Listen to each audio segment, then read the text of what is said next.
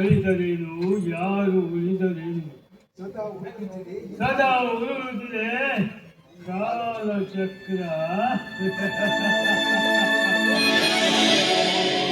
ಅಸ್ಥಿ ಮಜ್ಜ ಮೌತ್ಸಗಳಿಂದ ತುಂಬಿದ ಈ ದೇಹ ಅಗ್ನಿಯಲ್ಲಿ ಊರಿ ನುರಿ ನೂರಾಡುತ್ತದೆ ಯೋಗಿ ಅನುಭವಗಳು.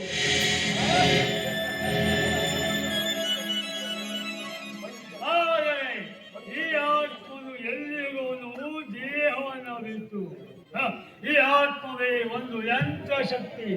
ಆ ಯಂತ್ರ ಶಕ್ತಿಯೇ ನಾನಾ ವಿಧದ ದೇಹದಲ್ಲಿ ಸಂಚರಿಸುತ್ತಾ ತನ್ನ ಕಾರ್ಯವನ್ನು ಮಾಡುತ್ತಿರುವುದು. ಈ ಆತ್ಮೋನ್ನತಿಯ ಮಾರ್ಗವನ್ನು ಕಾಣಲು ಈ ಸ್ಮಶಾನವೆಂಬ ಆಲಯವನ್ನ ನಮಗೆ ನೀಡಿದ ಹೇ ಪರಮಾತ್ಮ, ನಿನಗೆ ಅನಂತ ಪ್ರಣಾಮಗಳು.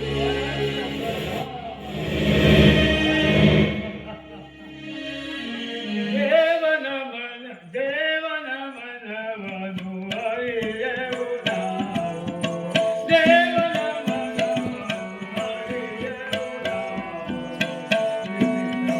ದೇವನೇ ದೇವನೇ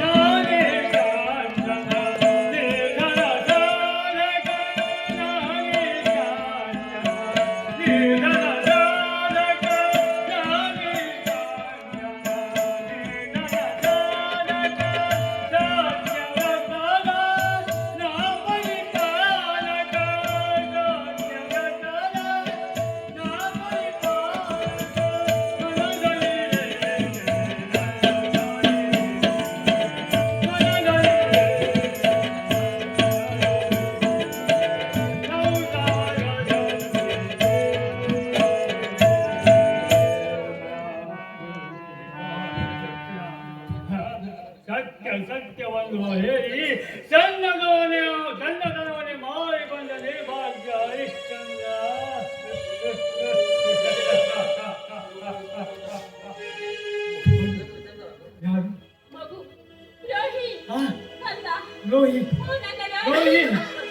ಅಯ್ಯೋ ನನ್ನ ಮಗನು ಎಲ್ಲಿ? ನನ್ನ ಕಾಲಮಗೆ ಎಲ್ಲಿ ಹೇಳು? ಇಲ್ಲ, ಇದು ನನ್ನ ಭ್ರಾಂತಿ. ಸಖಿ ಸುತ ಬಂಧು ಬಾಂಧವರನ್ನು ಅಗಲಿ ದುಃಖದಲ್ಲಿದ್ದವರನ್ನು ಮತ್ತಷ್ಟು ಪೀಡಿಸಿ ಅವರಿಂದ ಹಣ ಸತ್ಯವನ್ನು ಕಿತ್ತುಕೊಳ್ಳುತ್ತಿರುವ ಅಧಮಾಯಿ ಹರಿಶ್ಚಂದ್ರ. ಸಖಿ ಸುತರನ್ನು ಮಾಡಿದ ಅಧಮ ಸತ್ಯವೇ ದೇವರೆಂದು ನಿಂದ ಸ್ವಾರ್ಥಿಯ. ಇನ್ನು ನನಗೆಲ್ಲಿದೆ ಶಾಂತಿ.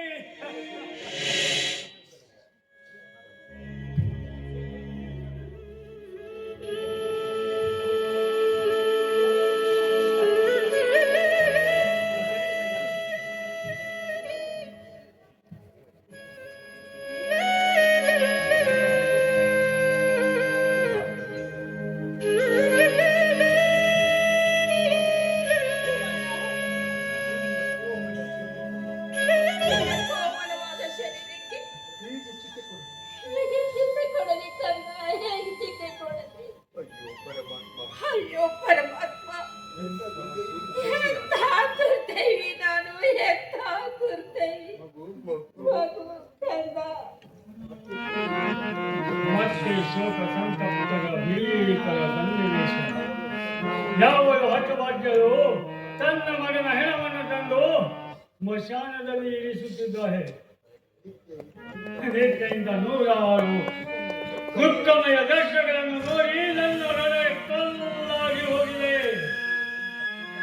ಅಂತೆ ನನ್ನ ಸ್ಮಶಾನ ದೊರೆಯನಿಗೆ ಸಲ್ಲಬೇಕಾದ ಹಣ ಮತ್ತು ವಸ್ತ್ರವನ್ನು ಅವರಿಂದ ಕಿತ್ತುಕೊಳ್ಳುತ್ತಿರುವೆ. ಕರುಣೆ ಇಲ್ಲದೆ ಆ ಕರ್ತವ್ಯಕ್ಕೆ ಕರುಣೆಯೇ ಇಲ್ಲ. ಮಾಡುವುದೇನು? ತಾಯಿ ಅಲ್ಲ, ನಾನ್ ತಾಯಿಯಲ್ಲ. ತಪ್ಪ ಮಗನನ್ನ ಸಾವಿನ ಹುಡಿಯಲ್ಲಿ ತಳ್ಳಿ ಬಿಟ್ಟು ಬಂದೆಯಾಗಿದ್ದೇನೆ.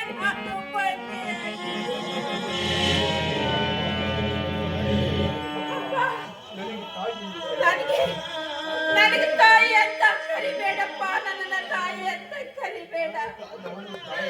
ನಾನು ತಾಯಿ ಅಲ್ಲ. ತಾಯಿ ಕರುಳು ಕೂಡ ನನ್ನಲ್ಲಿ ಇವತ್ತು ಬರಡಾಗ ಹೋಗ್ಬಿಟ್ಟಿದೆ ಅಪ್ಪ. ನನ್ನ ತಾಯಿಯ ಕರುಳು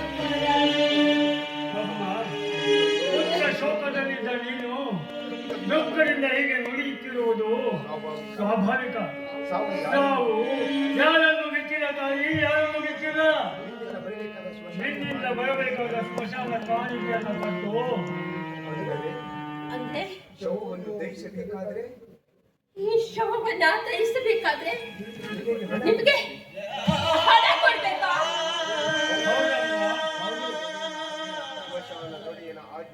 ಸ್ಮಶಾನ ದೊರೆಯ ಆಜ್ಞೆ ಅಂತಾಗಿದೆ. ನಾನು ಅವನ ಆಳು. ಶವಕ್ಕೊಂದು ಹಣ, ಒಂದು ಮೊಲ ಬಟ್ಟೆ, ಒಂದು ಸೇರು ಅಕ್ಕಿಯನ್ನ ಕೊಟ್ಟರೆ ಮಾತ್ರ ಇಲ್ಲಿ ಶವ ಸಂಸ್ಕಾರಕ್ಕೆ ಸ್ಥಾನ. ಕೊಡದೆ ಇದ್ದರೆ ಶವ ಸಂಸ್ಕಾರಕ್ಕೆ ಅಪ್ಪಣೆ ಇಲ್ಲ ತಾಯಿ, ಅಪ್ಪಣೆ ಇಲ್ಲ. ಅಪ್ಪ, ನಿನಗೆ ಕೈ ಮುಗಿದು ಬೇಡ್ಕೊತೀನಿ ಅಪ್ಪ, ಕೈ ಮುಗಿದು ಬೇಡ್ಕೊತೀನಿ. ನನ್ನಲ್ಲಿ ಬಿಡಿ ಕಾಸು ಕೂಡ ಇಲ್ಲಪ್ಪ. ನನ್ನಲ್ಲಿ ಬಿಡಿ ಕಾಸು ಇಲ್ಲ. ಹಣ ಕೊಡುವ ಬಂದು ಬಳಗ ಅವೆಲ್ಲವೂ ಕೂಡ ನನ್ನಲ್ಲಿಲ್ಲ. ನಾನು ದರಿದ್ರನ ಕಣ್ರಿ, ನಾನು ಅನಾಥಳು. ನಾನು ಕೈ ಮುಗಿದು ಹೇಳ್ಕೊತಾ ಇದ್ದೀನಿ, ಕರುಣೆ ತೋಡಿ. ನನ್ನಲ್ಲಿ ಹಣ ಇಲ್ಲ, ನನ್ನಲ್ಲಿ ಹಣ ಇಲ್ಲ. ಕರುಣೆ ಎನ್ನುವುದನ್ನ ಕಳೆದುಕೊಂಡ ನಿರ್ಭಾಗ್ಯ ನಾನು. ಆ ಕರುಣೆ ನನ್ನಲ್ಲಿದ್ದರೆ ದುಃಖಿಗಳ ಗಾಯಕ್ಕೆ ಬರಕೊಟ್ಟು ಅವರಿಂದ ಹಣ ವಸ್ತ್ರವನ್ನು ಆಕರ್ಷಿಸಿಕೊಳ್ಳುತ್ತಿರಲಿಲ್ಲ. ಜಗದಲ್ಲಿ ಕರುಣೆ ಇದ್ದಿದ್ದರೆ ಒಬ್ಬರನ್ನೊಬ್ಬರು ಸಾಯಿಸುತ್ತಿರಲಿಲ್ಲ. ದೇವರಲ್ಲಿ ಕರುಣೆ ಇದ್ದಿದ್ದೆ ಯಾವುದಾದ್ರೆ ನಿನ್ನ ಮರಳು ಹೇಳವಾಗುತ್ತಿರಲಿಲ್ಲ. ಜನನ ಮರಣಾದಿಗಳು ಸೃಷ್ಟಿಯಲ್ಲಿ ಒಬ್ಬ ಆ ದೇವನಲ್ಲಿ ದಯಾಮಯ ಎಂದಿದ್ರೆ ಈ ಜಗತ್ತು ಈ ರೀತಿಯಾಗಿ ನಡೀತಲೇ ಇಲ್ಲಪ್ಪ. ಈ ರೀತಿಯಾಗಿ ನಡೀತಲೇ ಇಲ್ಲ. ದಯಾಳಿ, ಕರುಣಾ ಸಾಗರ ಆ ದೇವನನ್ನೇ ನೀನಾಗಿ ನನಗೆ ಈ ಶವ ಸಂಸ್ಕಾರವನ್ನ ಮಾಡಲು ಅಪ್ಪಣೆ ಕೊಡಿ. ನಾನು ಬಡವಿ, ನಾನು ಅನಾಥಳು. ದಯವಿಟ್ಟು ನನಗೆ ಶವ ಸಂಸ್ಕಾರವನ್ನ ಮಾಡಲು ಅಪ್ಪಣೆ ಕೊಡಿ. ಇಲ್ಲ ತಾಯಿ, ಇಲ್ಲ. ನನ್ನ ಆಜ್ಞೆಯನ್ನು ಮೀರುವುದು ನನ್ನಿಂದ ಖಂಡಿತ ಸಾಧ್ಯವಿಲ್ಲ.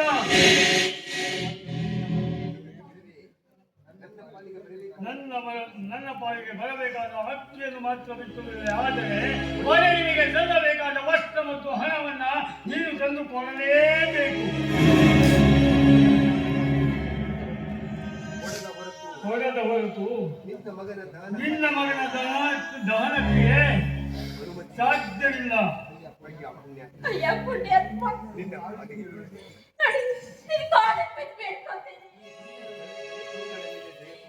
ದೀನರ ಮೇಲೆ ದಯ ತೋರಿ ನನ್ನ ಮಗನ ಹತ್ಯೆ ಸಂಸ್ಕಾರವನ್ನ ಮಾಡೋದಕ್ಕೆ ಅವಕಾಶ ಮಾಡಿಕೊಡಿ. ನಿಮಗೆ ಪುಣ್ಯ ಬರುತ್ತೆ, ನಿಮಗೆ ಪುಣ್ಯ ಬರುತ್ತೆ. ಸೇರೆ ಕೊಟ್ಟು ಬೇಡ್ಕೊತಾ ಇದ್ದೀನಿ. ದಯಾ ದಾಕ್ಷಿಣ್ಯ ಬಿಟ್ಟು ದಯವಿಟ್ಟು ನನ್ನ ಮಗನ ಹತ್ಯೆ ಸಂಸ್ಕಾರಕ್ಕೆ ಅವಕಾಶ ಮಾಡಿಕೊಡಿ. ದಯಾ ದಕ್ಷಿಣಿಯ ಪಾಪ ಪುಣ್ಯಗಳನ್ನೆಲ್ಲ ಮಾರಿ ನಿಂತ ಧಮ ನಾನು. ನನ್ನೊಡೆಯನ ಹಣ ಬರಲೇಬೇಕು. ನನ್ನಂತ ಬಡವಿಯೊಬ್ಬಳ ಕಡೆಯಿಂದ ಹಣ ತೆಗೆದುಕೊಳ್ಳದಿದ್ರೆ ನಿನ್ನ ಒಡೆಯ ಏನು ಅನಾಥನಾಗೋದಿಲ್ಲ. ನೋಡಿ, ಆ ಒಡೆಯ ಕೂಡ ಈಗ ಇಲ್ಲದ ಅಂತ ಸಮಯದಲ್ಲಿ ನೀವು ಏನಾದ್ರೂ ಮಾಡಿ ನನ್ನ ಮಗುವಿನ ಅಂತ್ಯ ಸಂಸ್ಕಾರಕ್ಕೆ ಅವಕಾಶ ಮಾಡಿಕೊಡಿ. ನಿಮಗೆ ಪುಣ್ಯ ಬರುತ್ತೆ. ಏನು ಅಂತ ಮಾತನಾಡುತ್ತೀನಿ? ನನ್ನೊಡೆಯನಿಗೆ ಮೋಸ ಮಾಡಲು ಹೇಳುವೆಯಾ? ಸಾಧ್ಯವಿಲ್ಲ. ನಾನಾವ ಕಾಲಕ್ಕೂ ಅನ್ನವಿಕ್ಕೋದರಿಗೆ ಮೋಸ ಮಾಡುವವನೇ ಅಲ್ಲ. ಹಣ ಕೊಡದಿದ್ದರೆ ನಿನ್ನ ಮಗನ ಶವವನ್ನ ಸ್ಮಶಾನದಿಂದ ಚೆಲ್ಲಿ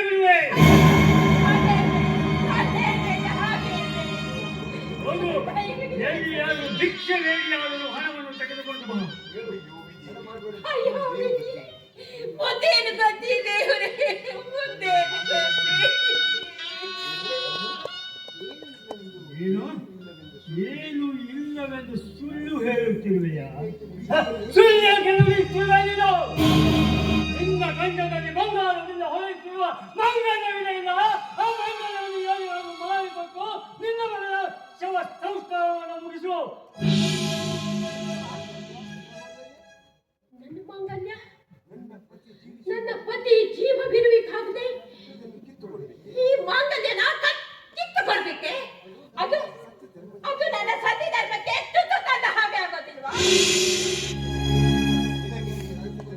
ನಿನಗೆ ನಿನ್ನ ಸತಿ ಧರ್ಮ ಹೇಗೆ ಮುಖ್ಯವೋ ಹಾಗೆ ನನಗೆ ಧರ್ಮದ ಕಟ್ಟುವು ಮುಖ್ಯವಾಗಿದೆ. ಹೆಚ್ಚಿಗೆ ಮಾತಾಡುವುದು ಬೇಡ. ಮೊದಲು ಹೋಗಿ ಹಣವನ್ನು ತೆಗೆದುಕೊಂಡು ಬಾ. ಇಲ್ಲ, ನಿರ್ಧೇನಾಗಬೇಡ ಒಡೆಯ. ನೋಡಿ, ಇವರಿಗೆ ನನ್ನ ಮಾಂಗಲ್ಯ ಕಂಡಿದೆ. ಆದ್ರೆ ನನ್ನ ಮಾಂಗಲ್ಯವನ್ನು ಕಾಣುವ ಯೋಗ ಇರೋದು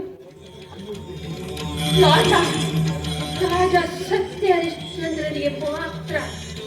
ಆದ್ರೆ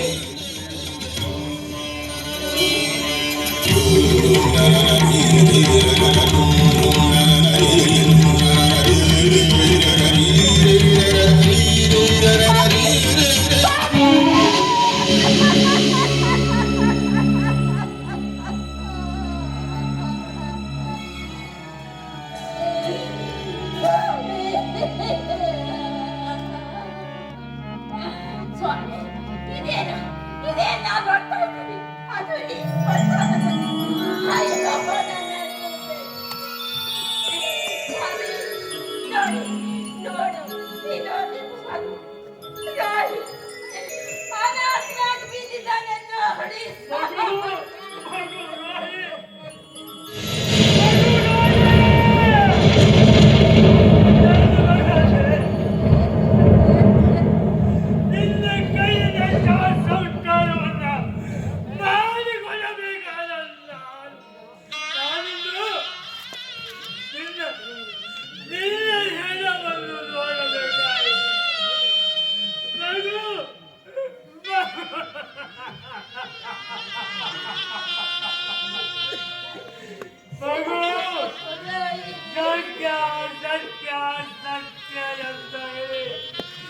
ಇಂಥವೊಂದು ಮಗನನ್ನು ಕಳೆದುಕೊಳ್ಳೆಯಾ? ನಿರ್ಭಾಗ್ಯ ಹರಿಶ್ಚಂದ್ರ, ನಿರ್ಭಾಗ್ಯ ಹರಿಶ್ಚಂದ್ರ. ಆಗಲಿ ದೇವಿ, ಆಗಲಿ. ಆದಷ್ಟು ಬೇಗ ನನ್ನ ಮಗನನ್ನ ಅಂತ್ಯ ಸಂಸ್ಕಾರ ಮಾಡಿ. ನೋಡು, ಇದು ನಾನು ನನ್ನ ಒಡೆಯನಿಗೆ ಮೋಸ ಮಾಡಲು ಆಗುವುದಿಲ್ಲ. ಆದರೆ ನೀನಿದ್ದೀರ ಬ್ರಾಹ್ಮಣರು, ಆ ಬ್ರಾಹ್ಮಣರಿಗೆ ಹೋಗಿ ಹಣವನ್ನು ತೆಗೆದುಕೊಂಡು ಬಾ. ಆದಷ್ಟು ಬೇಗ ಬಂದು ಬಿಡುತ್ತಾನೆ. ಆದಷ್ಟು ಬೇಗ ಬಂದು ಕೇಳು. ಅಗ್ನಿಪತಿ ದೇವ, ಎಂತಹ ಕಷ್ಟ ಬಂದರೂ ನಮ್ಮ ಸತಿ ಧರ್ಮ ಹಾಗೂ ನಮ್ಮ ಧರ್ಮ, ನಮ್ಮ ಸತ್ಯವನ್ನ ನಾವ್ಯಾವತ್ತೂ ಬಿಡಬಾರದು. ಆದಷ್ಟು ಬೇಗ ಹೋಗಿ ಬ್ರಾಹ್ಮಣದಲ್ಲಿ ಹಣ ತೆಗೆದುಕೊಂಡು ಬರ್ತೀನಿ. ಅಲ್ಲಿ ತನಕ ನನ್ನ ರೋಹಿಯನ್ನು ನೋಡ್ಕೊಂಡು ಬೇಗ ಬಂದ್ಬಿಡ್ತೀನಿ. ರೋಹಿ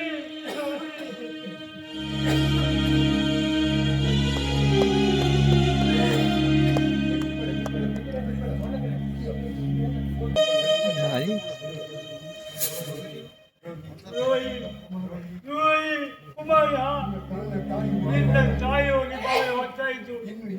ಇನ್ನು ಏಕೆ ಬರಲಿಲ್ಲ ಕುಮಾರ, ಇನ್ನು ಏಕೆ ಬರಲಿಲ್ಲ? ಹೆಣದ ಮುಂದೆ ನಿಂತು ಒಳಕ ನಾನಿಂದ ಇಲ್ಲಿ ಸುಮ್ಮನೆ ಕಳಿಸಿಲ್ಲ. ನಾ ಹೇಳಿದ ಕೆಲಸ ಸರಿಯಾಗಿ ಮಾಡಿಯೋ ಇಲ್ವೋ? ಮತ್ತೆ ಈಗ ಮುಖ್ಯವಾದ ಒಂದು ಕೆಲಸ ಐತೆ. ಹೇಳಿದ ನೋಡಿಯ, ನಿಮ್ಮ ಆಜ್ಞೆ ಏನಿದ್ದರೂ ಮಾಡಿ ಮುಗಿಸುತ್ತೇನೆ. ಅಪ್ಪಣೆ ಯಾಗಬೇಕು ಒಳ್ಳೆಯ. ಈಗ ಹೆಣ್ಮಗಳು ಬಂಗಾರ ಸಾಮಾನು ಅಶೋಕ ರಾಜನ ಮಗನ ಕದ್ದು ಒಯ್ದು ಕೂಲಿ ಮಾಡಿಸಿ ಕೆಲಸ ಮಾಡಿ ಕೊಲೆ ಮಾಡಿ ಈಗ ರಾಜನ ಕೈಯಲ್ಲಿ ಸಿಕ್ಕಿ ಬಿದ್ದಾಳೆ. ನಾಳೆ ಸೂರ್ಯ ಹೊಂಡೊಳಗ ಅವಳ ರುಂಡ ತೆಗಿಬೇಕಂತ ರಾಜರ ಆಜ್ಞೆ ಐತಿ. ಅವಳ ರುಂಡನ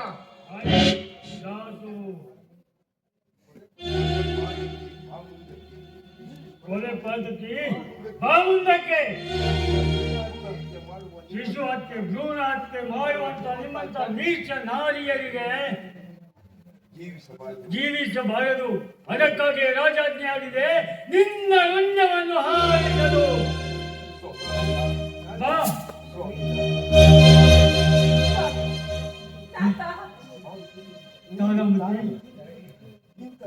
ಇಂಥ ಹೀನ ಕೃತ್ಯವನ್ನು ಮಾಡಿಕೊಂಡ್ಯಾ ತಾರಾವತಿ? ಕುಲಕ್ಕೆ ರವಿಕುಲ ಕೀರ್ತಿಗೆ ಕಳಂಕ ತಂದೆಯಾ? ಸತ್ಯವಾಗಿಯೂ ನಾನು ನಿರಪರಾಧಿ. ಶೋಕದ ರಭಸದಲ್ಲಿ ಹೋಗುತ್ತಿರಬೇಕಾಗಿದ್ರೆ ಅದೇ ಅವನ ಒಬ್ಬ ಬೀದಿಯಲ್ಲಿ ಆ ಮಗುವನ್ನ ಕೊಲೆ ಮಾಡಿ ಎಸೆದು ಹೋಗಿತ್ತು. ಆ ಮಗುವನ್ನ ಎತ್ತಿಕೊಂಡು ಮುದ್ದಾಡುವಷ್ಟರಲ್ಲಿ ನೀನೇ ಕೊಲೆ ಪಾತಕಿ ಎಂದು ಆ ಕೊಲೆ ಪಾತಕಿಯನ್ನು ನನ್ನ ಮೇಲೆ ಹಾಕಿ ಹಾಗೆ ಯಾವುದನ್ನು ಸತ್ಯವನ್ನು ಹೇಳದಂತ ಅದಕ್ಕೆ ನಾನು ಒಪ್ಪಲೇಬೇಕಾಗಿ ನಿಮ್ಮ ಕರ್ತವ್ಯವನ್ನು ನೀವು ಮಾಡಿ ಪ್ರತ್ಯಕ್ಷ ಕಂಡು ಪ್ರಮಾಣಿಸಿ ನೋಡಬೇಕು.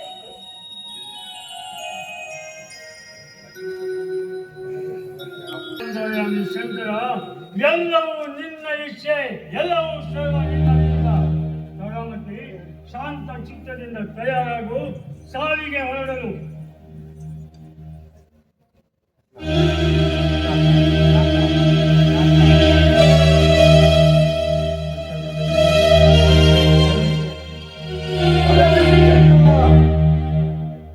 ಮಹಾಪತಿವ್ಯಾತಿಯಾದ ನಿನ್ನ ಪತ್ನಿಯನ್ನು ಸಮರಿಸಬೇಡ, ಪಾಪಕ್ಕೆ ನೀನು ಗುರಿಯಾಗಬೇಡ. ಹೇಳು ರಾಜ, ಈ ಕಾರ್ಯವನ್ನು ನಿಲ್ಲಿಸಿಬಿಟ್ರೆ ನಮ್ಮ ಗುರುಗಳು ನಮ್ಮ ರಾಜ್ಯವನ್ನು ನಿಮಗೆ ಮರಳಿಕೊಡುತ್ತೆ. ದಯವಿಟ್ಟು ನನ್ನನ್ನು ತಡೆಯಬೇಡಿ. ಪವಿತ್ರವಾದ ಸೂರ್ಯ ವಂಶದಲ್ಲಿ ಜನಿಸಿದ ಈ ಹರಿಶ್ಚಂದ್ರ ಸತ್ಯವನ್ನು ಎಂದು ಬಿಡಲಾರ. ನಾನು ನನ್ನ ಒಡೆಯನ ಆಜ್ಞೆಯನ್ನು ಪಾಲಿಸುತ್ತಿರುವೆ. ದಯವಿಟ್ಟು ನನ್ನನ್ನು ತಡೆಯಬೇಡಿ. ಇಲ್ಲಿಂದ ಹೊರಟು ಹೋಗಿ. ಅಲ್ಲಿ ಬ್ರಾಹ್ಮಣರು ಬರುತ್ತಿದ್ದಾರೆ. ನಿನ್ನ ಹೆಂಡತಿಯಿಂದ ಅಪಾರ ಹಣವನ್ನು ತೆಗೆದುಕೊಂಡಿದ್ದಾರೆ. ಅವರ ಹಣ ಮುಟ್ಟಿಸಿ ಮುಂದಿನ ಕಾರ್ಯವನ್ನು ನೀನು ಸಾಗಿಸು. ಹೌದು, ನಿನ್ನ ಪತಿಯ ಕೊಲ್ಲುವ ಅಧಿಕಾರ ನಿನಗಿಲ್ಲ. ಈಗ ಇವಳು ನನ್ನ ದಾಸಿ. ನಿಜ. ಆದರೆ ನನ್ನೊಡೆಯ ಆಜ್ಞೆ ರಾಜಾಜ್ಞೆ ನನ್ನ ಒಡೆಯನಿಗಾಗಿದೆ, ಆ ಒಡೆಯನ ಆಜ್ಞೆ ನನಗಾಗಿದೆ. ಆದ್ದರಿಂದ ಆಜ್ಞೆಯನ್ನು ಮೀರಿದರೂ ನಾನು ಸತ್ಯಭ್ರಷ್ಟನಾದಂತೆ. ಆದ್ದರಿಂದ ಹೇ ಸರ್ವಾಂತರ್ಯಾಮಿ ಶಂಕರ, ನೀ ನನ್ನ ಸತಿಯ ರುಂಡವನ್ನ ಚೆಂದಾಡುವೆ, ಅವರ ಆತ್ಮಕ್ಕೆ ಸಂತತಿಯನ್ನು ನೀನು. ಚಂದ್ರ,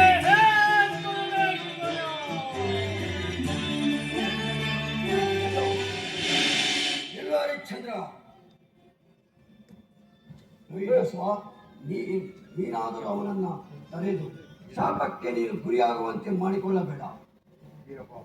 ವೀರಬಾಬು, ನೀನಾದರೂ ನಿಲ್ಲಿಸು. ನಿನ್ನ ಕಾರ್ಯವನ್ನು ಈ ಕಾರ್ಯವನ್ನು ಪೂರ್ತಿಗೊಂಡರೆ ನಾನು ಶ್ರೀಹತ್ತಕ್ಕೆ ಪಾಪಕ್ಕೆ ಗುರಿಯಾಗಬೇಕು.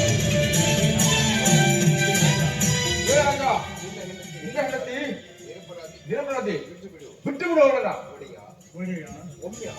ಒಮ್ಮೆ ಆಜ್ಞೆಯನ್ನು ನೀಡಿದ್ದೀರಿ ಅಂದಾಗ ಇದರ ನಿಷ್ಕರ್ಷವನ್ನ ಹರಿಹರ ಬ್ರಹ್ಮಾದಿಗಳೇ ಮಾಡಬೇಕು ಅಷ್ಟೇ.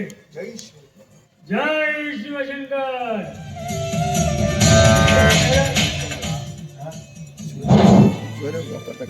ನಿನ್ನ ಸತ್ವ ಪರೀಕ್ಷೆಗಾಗಿ ವಶಿಷ್ಠ ವಿಶ್ವಾಮಿತ್ರರಲ್ಲಿ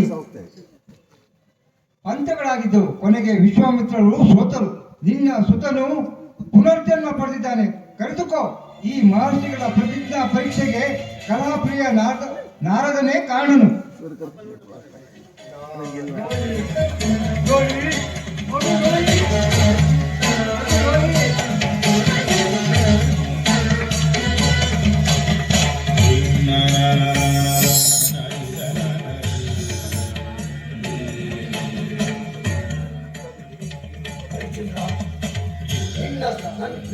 ನಿನ್ನ ಸತ್ಯದ ಮುಂದೆ ನನ್ನ ಪ್ರಯತ್ನಗಳೆಲ್ಲ ವಿಫಲವಾದವು.